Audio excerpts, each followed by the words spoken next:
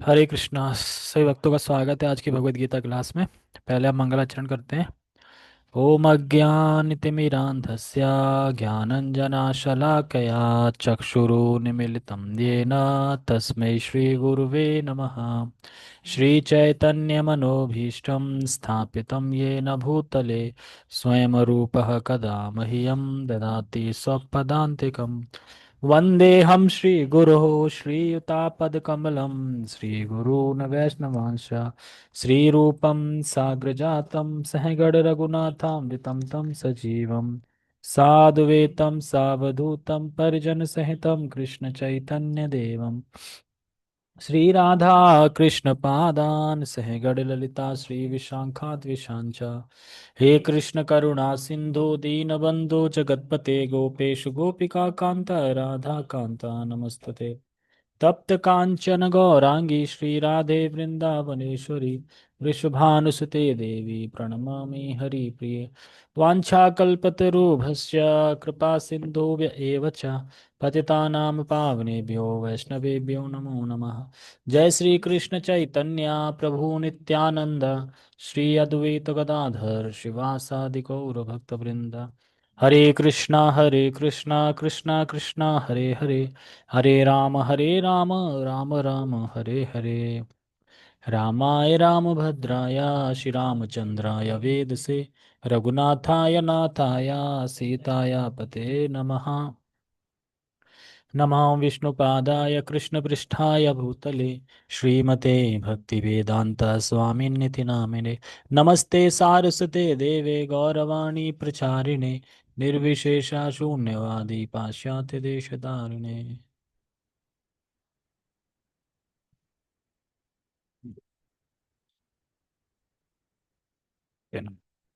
हरे कृष्णा। तो सभी का बहुत बहुत स्वागत है आज की भगवत गीता क्लास में। तो आज हम भगवत गीता यथारूप अध्याय 2 श्लोक क्रमांक 30 को पढ़ेंगे। और इससे पहले हमने क्या पढ़ा?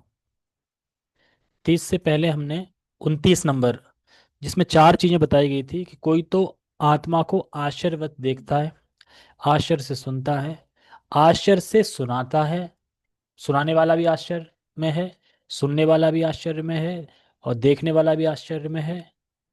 और जो सुनता है, बहुत हृदय से सुनता है, फिर भी वो सुनने के बाद कुछ नहीं समझ पाता है। इसीलिए इसीलिए भगवान बता रहे हैं कि ये जो आत्मा है बहुत आश्चर्यचकित है। तो भगवान कम से कम 15 श्लोक हो गए होंगे, 2.15 से ही आत्मा के बारे में ज्ञान दे रहे हैं अर्जुन को। तो अब उपसंहार कर रहे हैं, मतलब कि अब फिनिश कर रहे हैं इस श्लोक के साथ। इसके बाद कोई नया कुछ और बताएंगे इसमें। लेकिन आत्मा की शाश्वतता जो है, कि आत्मा शाश्वत है, शरीर नाशवान है, इसलिए तुम्हें शोक करने की जरूरत नहीं है। शोक मत करो। क्या है? 30, 30 में इसका उपसंहार कर रहे हैं, ये आत्मा का वर्णन करने का। फिर उसके बाद फिर बताएंगे कि क्यों तुम्हें युद्ध करना चाहिए, स्वधर्म पालन करना चाहिए, अब क्षत्रिय का धर्म होता है। फिर आओ, और आगे आएगा कि स्थित प्रज्ञ व्यक्ति के क्या लक्षण है, ऐसे कर करके वो आगे चीजें आती जाएंगी। लेकिन इस श्लोक में खाली ये बताया गया है कि भगवान कह रहे हैं कि उपसंहार कर रहे हैं, लास्ट बता रहे हैं कि भौतिक शरीर का नाश अवश्यंभावी है, क्योंकि स्वभाव ही है उसका, मृत है। और जो देही देही मतलब आत्मा है, उसका स्वभाव ही शाश्वतता है, वो कभी नाश नहीं होती। इसीलिए शोच मर्त्यु हर्षि ना त्वम शोचितु मरहसी। तो इसीलिए शोक करने का कोई कारण नहीं है, सोचने का कोई कारण नहीं है। आप युद्ध करो। मैं महाभारत पढ़ रहा था, तो महाभारत में जब दोनों सेनाएं आ जाती हैं, तो धृतराष्ट्र पूछते हैं संजय से, बताओ क्या हुआ, युद्ध भूमि मेरे तथा पांडु के पुत्रों ने क्या किया। तो उसमें बताया गया है कि जब वेद व्यास जी, वेद व्यास, हाँ वेद व्यास ही ना, पराशर पुत्र व्यास, वेद व्यास जब आए थे धृतराष्ट्र को अंतिम बार समझाने के लिए कि समझ जाओ भी, तो वो स्वीकार नहीं करते, कह रहे नहीं मैं बंधा हूँ, मैं तो, ये तो नीति है, ये तो होना ही है, काल चक्र है, हम क्या कर सकते हैं, इस तरीके से। तो क्योंकि वो दिव्य दृष्टि धृतराष्ट्र को देना चाहते थे कि आप यहाँ बैठ के देख सकते हो।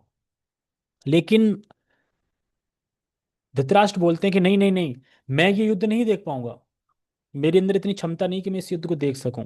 अच्छा, सुन सकता हूं। तो फिर संजय को उन्होंने दिव्य दृष्टि प्रदान की कि वो सुन सकते हैं।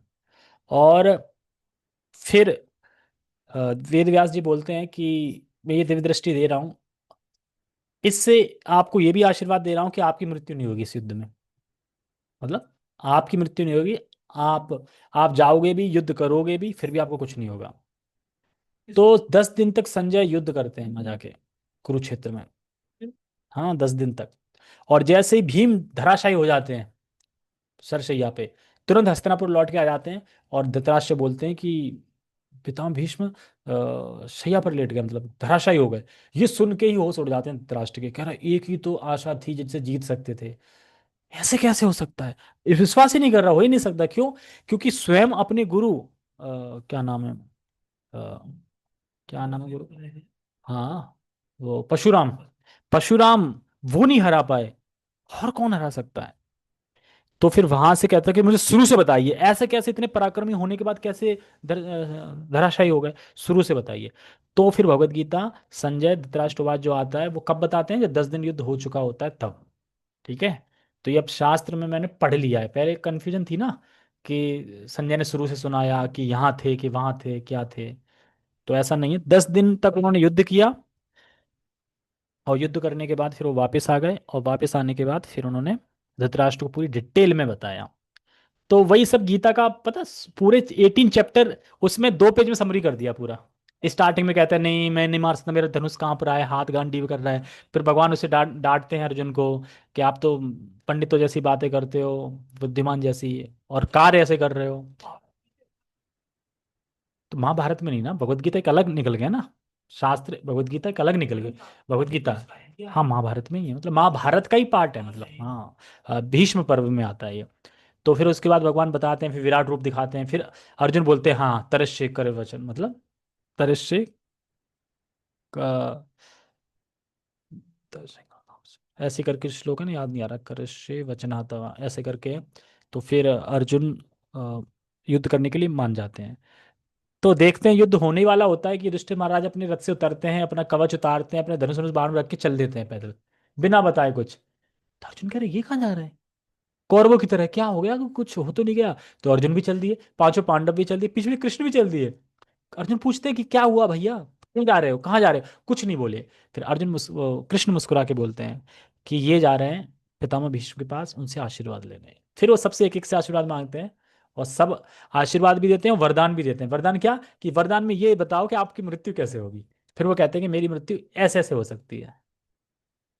तो फिर उसके बाद वापस आते हैं, फिर घोषणा करते हैं कि अभी युद्ध शुरू होने से पहले अगर कोई मन बनाना चाहता है कि इधर पक्ष में आना चाहता है, मैं उसका स्वागत करूंगा। तो एक जो युत्सु करके जो थे, दासी के पुत्र जो थे, वो युधिष्ठिर महाराज की तरफ आ जाते हैं उधर से। तभी वो दुर्योधन क्या बोलता है, सौतेला, आखिर सौतेला ही निकला, ऐसे बोलता है ना। तो इसलिए तभी बोलता है वो। तो इसीलिए भगवान अर्जुन को समझा रहे हैं आत्मा, लेकिन समझ में नहीं आ रहा है, क्यों, आश्चर्यजनक है। तो आज के श्लोक में हम देखते हैं कि आज के श्लोक में भगवान एकदम प्रूफ कर रहे हैं और उपसंहार कर रहे हैं आत्मा की शाश्वतता को। तो हम पढ़ते हैं भगवद गीता यथारूप अध्याय 2 श्लोक क्रमांक 30। देहि नित्यम अबोध्ययम् देहे सर्वस्य भारत तस्मात् वाणी भूतानि ना त्वं शोचितुमर्हसि। देहि नित्यं वद अवध्योऽयम्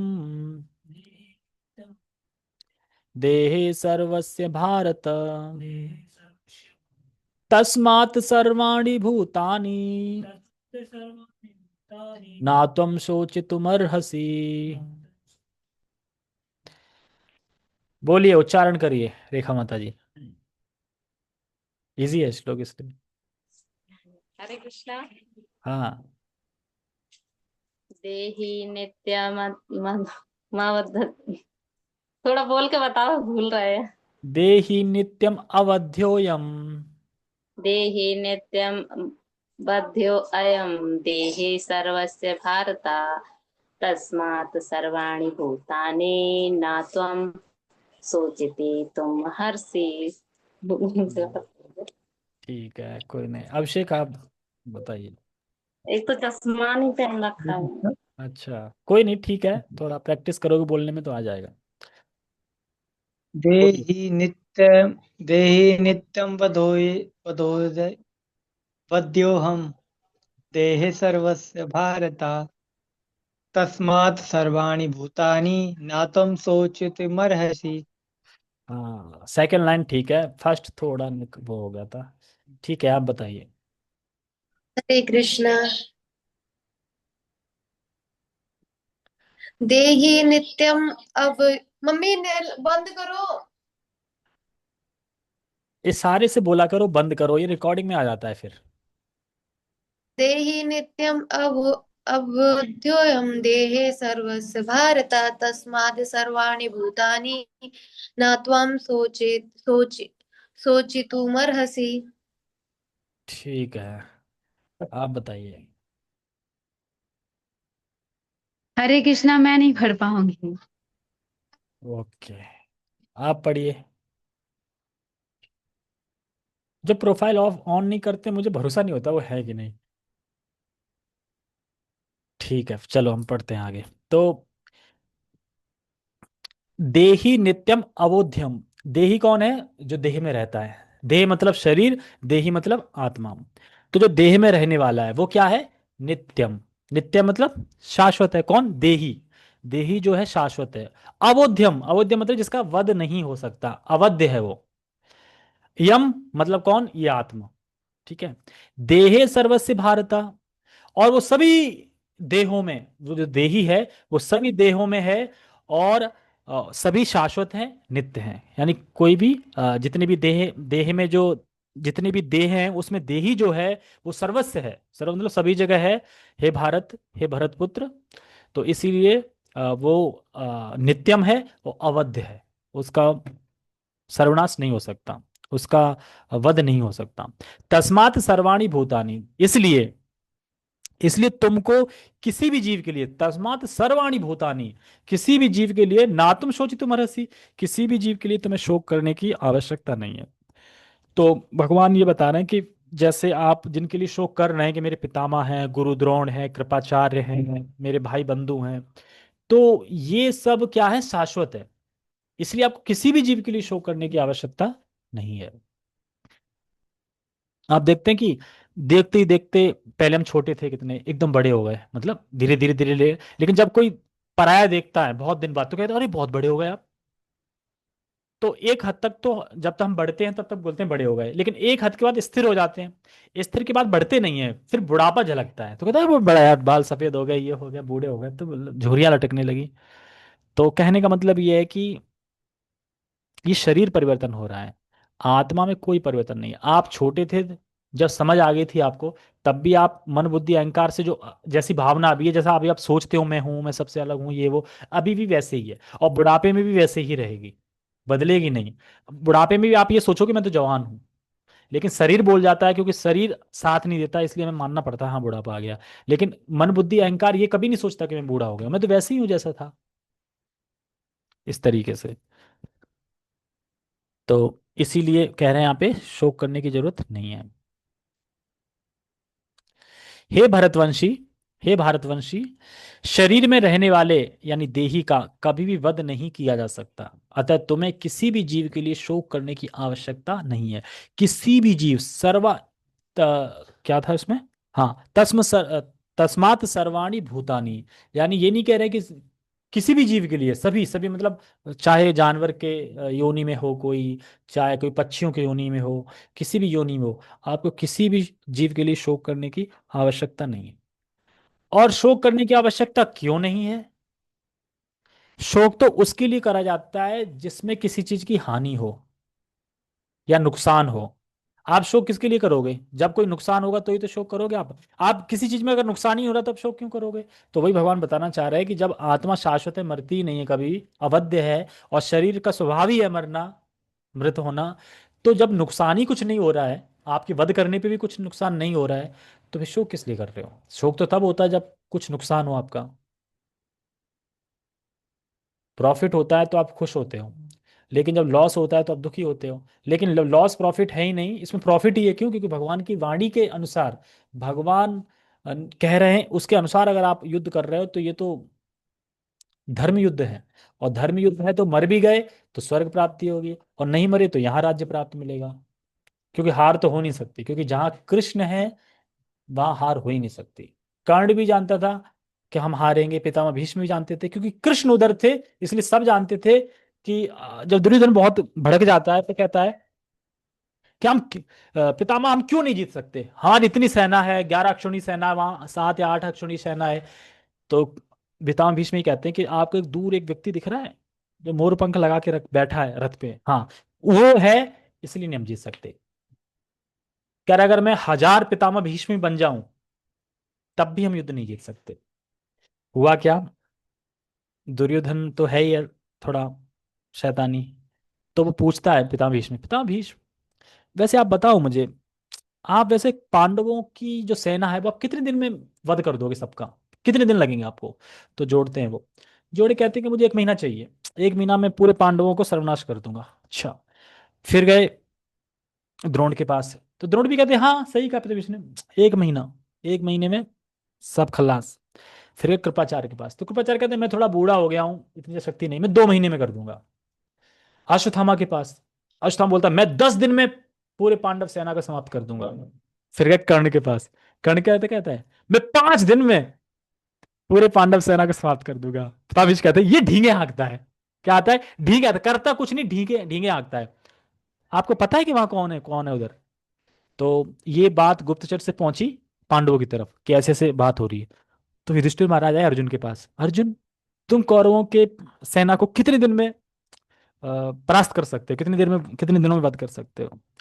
तो अर्जुन कहते हैं कि युधिष्ठिर महाराज मतलब भैया, कि जब कृष्ण हमारे साथ हैं, कृष्ण हमारे तरफ हैं, और कृष्ण हमारे मित्र बन के हमारे साथ हैं, हमारी तरफ से हैं, तो मैं कौरव की सेना ही क्या, तीनों लोग पलक झपकते ही उनका वध कर सकता हूं, और कृष्ण मेरे साथ है तो। जिसे मैं कह रहा है बस और किसी से कुछ पूछना ही नहीं है। यानी पलक झपकते ही तीनों लोगों को परास्त कर सकते हैं वो। और कर्ण क्या कह रहा है, 5 दिन में, किसको? सिर्फ पांडव। और कहाँ? अर्जुन। तो क्यों? क्योंकि कृष्ण है। सब जानते हैं कि कृष्ण भगवान है, वहां पे भी कौरवों की तरफ भी सब जानते हैं कि कृष्ण भगवान है। लेकिन फिर भी तो मूर्ख देखो कैसे युद्ध कर रहा है दुर्योधन, वही नहीं समझ पा रहा है, बाकी सब समझ रहे हैं। सिर्फ दुर्योधन के कारण ही युद्ध हुआ, और उनके लोभ में आने के कारण धृतराष्ट्र कुछ बोल नहीं पाए, चुप्पी साध गए। तो कहने मतलब यह है, शोक का कारण तब होता है जब कुछ नुकसान हो, कुछ नुकसान ही नहीं तो शोक क्यों? तात्पर्य, छोटा श्लोक है आज का, कुछ समझाना भी नहीं है ऐसा। शिल प्रभुपाद जी ने ये तात्पर्य लिखा है कि आप पढ़ के ही समझ जाओगे। अब भगवान अविकारी आत्मा विषय का अपना उपदेश समाप्त कर रहे हैं, मतलब उपसंहार कर रहे हैं, मतलब फिनिश कर रहे हैं। अमर आत्मा का अनेक प्रकार से वर्णन करते हुए भगवान कृष्ण ने आत्मा को अमर तथा शरीर को नाशवान सिद्ध किया है। अतः क्षत्रिय होने के नाते अर्जुन को इस भय से कि युद्ध में उसके पितामह भीष्म तथा द्रोण मर जाएंगे, अपने कर्तव्य से विमुख नहीं होना चाहिए। तो यहाँ पे ये नहीं बताया जा रहा है अर्जुन को कि आप प्रेम से विमुख हो जाओ, मतलब आपके प्रति जो प्रेम है, तो प्रेम को काटने के लिए तो कह ही नहीं रहे हैं। भगवान ये कह रहे हैं पर अपने कर्तव्य से विमुख मत हो। एक क्षत्रिय का कर्तव्य है कि अगर उसे कोई ललकारता है युद्ध करने का, कोई ललकारता है युद्ध के लिए, तो उसको युद्ध करना चाहिए, भले ही आपके रिश्तेदार हो, संबंधी हो, कोई भी हो। ये क्षत्रिय का धर्म है। अगर वो ऐसा नहीं करता तो क्षत्रिय धर्म से नीचे गिर जाएगा। क्योंकि जब दूध कीड़ा के लिए ललकारा गया था तो दूध कीड़ा में गए थे ना, तो फिर युद्ध के लिए ललकारा जा रहा है तो युद्ध क्यों नहीं कर रहे? क्योंकि दुर्योधन ने साफ साफ बोल दिया कि अगर राज चाहिए तो युद्ध के मैदान में आके ले जाओ, मैं वैसे नहीं दूंगा। तो यानी खुली चुनौती थी दुर्योधन की तरफ से। तो भगवान यहाँ प्रेम से विमुख होने के लिए नहीं कह रहे हैं, भगवान यहाँ कह रहे हैं अपने कर्तव्य के पालन से विमुख मत हो। ये हम सभी के लिए है, हमारा जो कर्तव्य है भगवान की सेवा करना, उनसे हमें विमुख नहीं होना चाहिए। यहाँ ये नहीं कह रहे कि घर बार छोड़ दो, त्याग दो, प्रेम मत करो किसी से, नहीं। भगवान कह रहे हैं आपका जो कर्तव्य है, गृहस्थ हो तो गृहस्थ का कर्तव्य क्या है? 3 बार ताली बजाना बाहर आके, कोई भूखा नहीं है, कोई भूखा तो नहीं, भूखा नहीं है, उसे भोजन देना, ये कर्तव्य है गृहस्थ का, लेकिन हम कर नहीं पाते हैं। एक आध दिन कर लेते हैं वैसे, एक भी दिन नहीं कर पाते। क्यों? ईगो के वजह से, कोई लोग क्या सोचेंगे, और आ गए तो भी दिक्कत है। लेकिन नहीं, भगवान व्यवस्था करेंगे। कृष्ण को प्रमाण मानकर भौतिक देह से भिन्न आत्मा का पृथक अस्तित्व स्वीकार करना होगा। यह नहीं कि आत्मा जैसी कोई वस्तु नहीं है, या कि जीवन के लक्षण रसायनों की अंत क्रिया के फलस्वरूप एक विशेष अवस्था में प्रकट होते हैं। तो ये मायावादी हो या कुछ डॉक्टर होते हैं, या कुछ जो खोज करते हैं उनको क्या बोलते हैं, वैज्ञानिक, जो वैज्ञानिक होते हैं, तो ऐसे बहुत से लोग होते हैं जो कहते हैं ये शास्त्र माइथोलॉजी है। मतलब ऐसा कुछ हुआ नहीं है, ये तो बस लिख दिया गया है मनोरंजन के लिए, बच्चों को थोड़ा टाइम पास करना था, तो मूंगफली थी नहीं खाने के लिए तब, तो इसलिए शास्त्र लिख दिया कि चलो इससे टाइम पास कर लेंगे। ऐसा नहीं है, ये मिथ नहीं है। आपको अगर किसी ज्ञान के बारे में नहीं पता है तो इसका मतलब ये वो है नहीं। जैसे कि हमें हमें इंजीनियर के बारे में कुछ नहीं पता क्या कोर्स होता है, तो यानी है तो है ना, होता है कोर्स है, तो हम ऐसा तो नहीं बोल सकते है ही नहीं वो।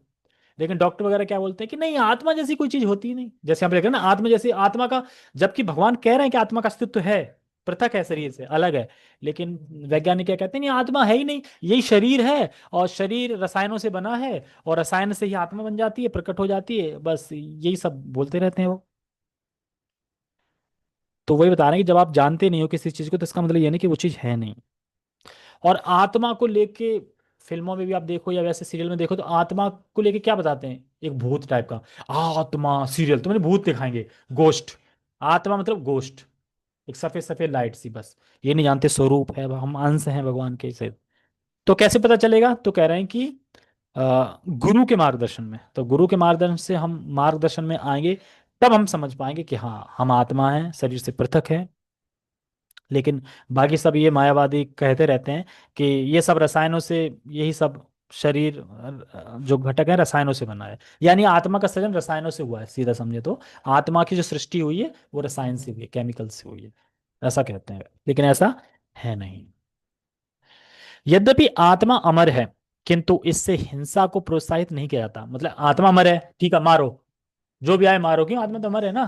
तो हिंसा को प्रोत्साहित नहीं किया जा रहा। लेकिन जब धर्म युद्ध हो, तो धर्म युद्ध में जब भगवान की इच्छा अनुसार कोई युद्ध होता है, धर्म युद्ध कहते हैं उसको, उस धर्म युद्ध में हिंसा होके भी हिंसा नहीं होती। क्यों? क्योंकि उनको भगवान पहले ही अपने काल के चक्कर में मार चुके हैं, और उनको दूसरा नया शरीर प्राप्त होगा, और स्वर्ग प्राप्त होगा, अच्छा शरीर प्राप्त होगा, अच्छा परिवार प्राप्त होगा, ये सब चीजें होंगी। फिर भी युद्ध के समय हिंसा का निषेध नहीं किया जाता, क्योंकि तब इसकी आवश्यकता रहती है। ऐसी आवश्यकता को भगवान की आज्ञा के आधार पर उचित ठहराया जा सकता है, स्वेच्छा से नहीं। यानी आत्मा अमर है, इसका मतलब ये नहीं है कि हम जा रे देखो तारे कहो, कृष्ण उपदेश ना करके जा रे देखो तारे मिलो, आ, जा रे देखो तारे मारो, ऐसे समझ सकते हैं। पर ऐसा नहीं है, हिंसा नहीं करनी है हमें। लेकिन जहां पे हिंसा की जरूरत है, अनिवार्यता है, वहां करनी चाहिए, जो भगवान के अकॉर्डिंगली, शास्त्र के अकॉर्डिंगली होना चाहिए। ठीक है। हरे कृष्णा। अगला श्लोक इसी पे आएगा कि क्यों, आगे बताएंगे अब इसका, कि अब क्यों युद्ध नहीं त्यागना चाहिए तुम्हें, स्वधर्म बताएंगे। क्योंकि हर किसी का स्वधर्म होता है, एक गृहस्थ का स्वधर्म होता है, स्वधर्म से ऊपर भक्ति होती है, लेकिन स्वधर्म भी होता है। तो स्वधर्म चाहे आप लाभ के लिए करो, चाहे निष्काम से करो, पर करो। अगर आप अभी लाभ के लिए कर रहे हो तो भी ठीक है, लेकिन अगर आप निष्काम भाव से कर रहे हो तो उससे प्रेम की प्राप्ति होगी फिर। ठीक है, वो हम बाद में पढ़ेंगे जब भी समय मिलेगा। तो समय तो मुझे लग रहा है अब सीधा मंडे ही मिलेगा, क्योंकि फ्राइडे भागवतम क्लास, सैटरडे को वहाँ पे क्लास होगी, और संडे को तो हम लोग वृंदावन रहेंगे, मंडे को ही होगी। ठीक है। हरे कृष्णा। जगत गुरु शिला प्रभुपाद की जय। श्रीमद् भगवद गीता की जय। कैसे? आ तो गया पूरा बैनर, स्थलियां है, परिक्रमा तो हो नहीं पाई, स्थलियां तो घूमे हैं। तो सुबह होती है ना 5 बजे से, अपन पहुंचेंगे 9 बजे। ये सिर्फ घूमने इसलिए जा रहे हैं कि कार्तिक में जाना चाहिए धाम, धाम तो जाना ही चाहिए।